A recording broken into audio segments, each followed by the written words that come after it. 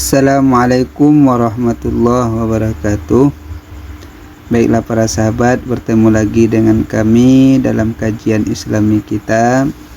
Sekarang kami akan membahas khataman kitab Dardir tentang Isra Mi'raj Rasulullah sallallahu alaihi wasallam, dan akan kami bahas secara sedikit demi sedikit. Kami usahakan kitab ini khatam dalam waktu sebulan. Mudah-mudahan apa yang kami sampaikan bisa bermanfaat bagi para sahabat dan kami sendiri yang menjelaskan. Bismillahirrahmanirrahim. Dengan nama Allah yang Maha Pengasih lagi Maha Penyayang. Bainaman Nabiyyu sallallahu alaihi wasallam, pada antara Nabi Muhammad sallallahu alaihi wasallam fil hijri, pada hijir Ismail, indal baiti, di sisi Baitul Haram, muttaji'an, hal keadaan berbaring, baina rajulaini, pada antara dua laki-laki.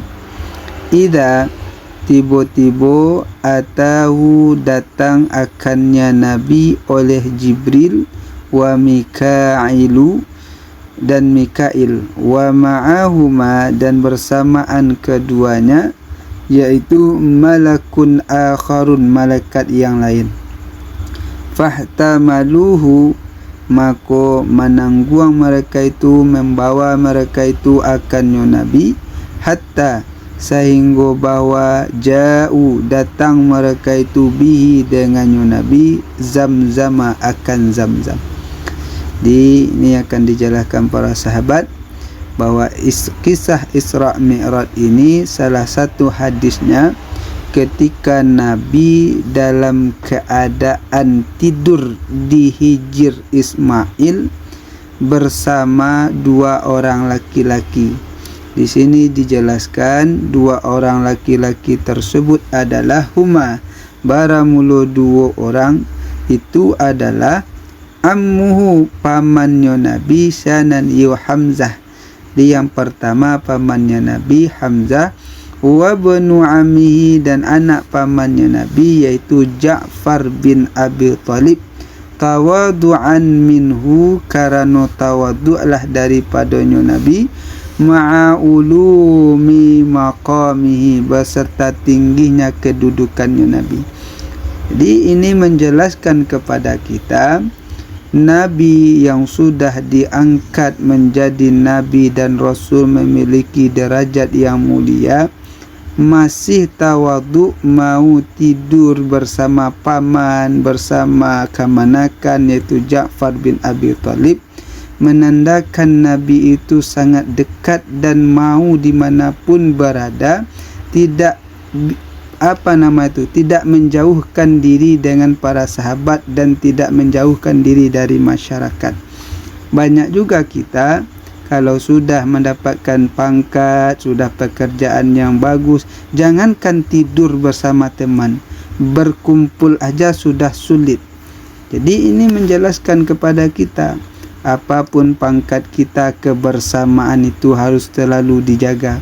Begitulah sifat yang dicontohkan oleh Rasulullah sallallahu alaihi wasallam.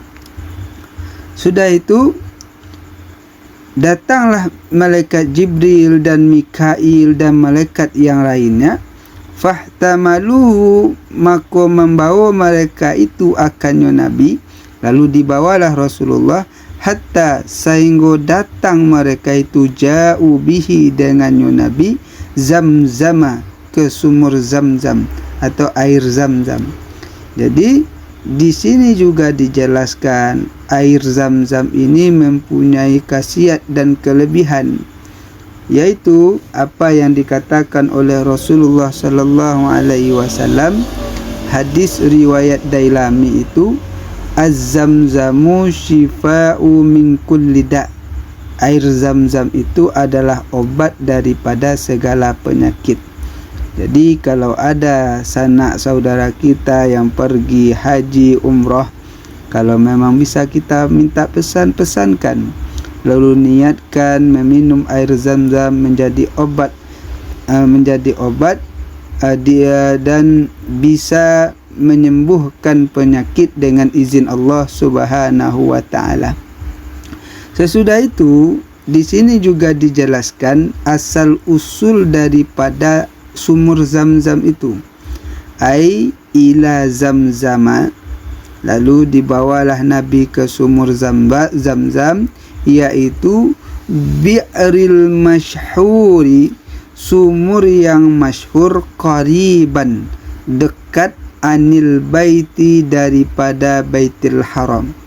Wa asluha, asal sumur Zam-Zam itu adalah min darbi janahi Jibrila, daripada pukulan hentakan sayap malaikat Jibril al-arda, akan bumi. Jadi asal sumur Zam-Zam ini dalam kitab ini dimulai dari pukulan sayapnya malaikat Jibril. Hina atasyat, ketika hausnya Hajaru oleh Hajar. Jadi kan kita tahu kisah daripada Siti Hajar yang ditinggalkan oleh Nabi Ibrahim di Mekah itu, di Ka'bah itu, sehingganya ada sa'i namanya, itu lari-lari kecil antara Safa dan Marwah. Sesudah itu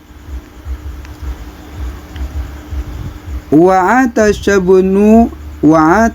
ibnuha alaihi salam, dan haus oleh anaknya itu Hajar, yaitu Nabi Ismail alaihi salam. Wa huwa fil mahadi, dan baramulu hiyonyo tu Ismail ba'ala baramulu pada ayunan, masih kecil, masih dalam keadaan kecil menyusu. Hatta hasala lahul juhdu, sehingga hasillah baginya sesuatu itu, terjadinya sumur Zam-Zam itu adalah akibat dari kesungguhan, sebab dari susah payah yang dilakukan oleh Siti Hajar. Fasarat fitil kal'ar, maka berjalanlah hianya Siti Hajar pada demikian bumi, yaitu bumi Mekah,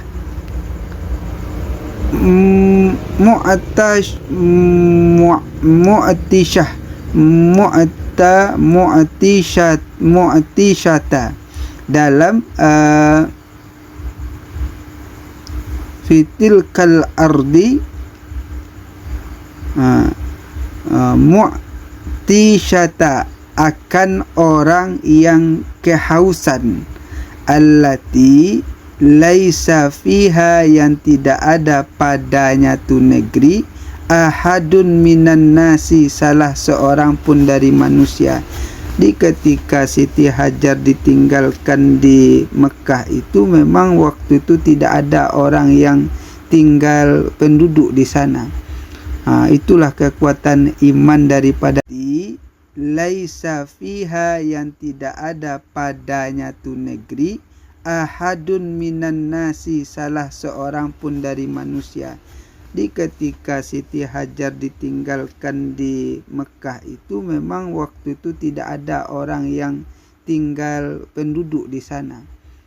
Itulah kekuatan iman daripada Siti Hajar, walaupun ditinggalkan di tempat yang tidak ada orang. Karena itu kata suaminya perintah Allah, maka dia tidak protes. Ini teguran juga bagi kita istri zaman sekarang yang banyak protes kepada suaminya. Tatlu'u ala Safa tanzuru hal ahadu yamurru bima'i. Dilihatlah oleh Siti Hajar ke Bukit Safa, seperti ada aliran air. Summa tanzilu fatasiru hatta. Kemudian Siti Hajar turun berjalan ke Bukit Safa, sehingga terjadilah 7 kali balik tu. 7 kali antara Safa dan Marwah. Ta'til Marwah, datang kepada Marwah. Fatas'adu 'alaiha litanzura ahadu litanzura ahadan sab'a marratin sampai Siti Hajar itu berbolak-balik sebanyak 7 kali.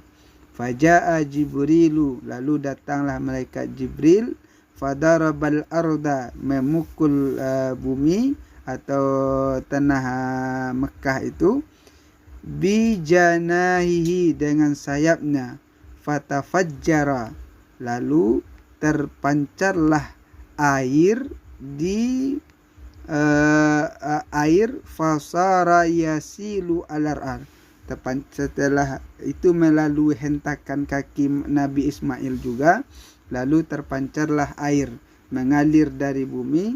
Faqalat, lalu Siti Hajar berkata, lahu, apa yang diucapkan oleh Siti Hajar ketika ada dilihat air keluar dari bumi seperti mata air, zamzama, zamzam, zamzam, yang artinya berkumpullah, sehingga dinamakanlah sumur itu sekarang yaitu sumur Zamzam, yang air itu selalu berkumpul, tidak pernah habis.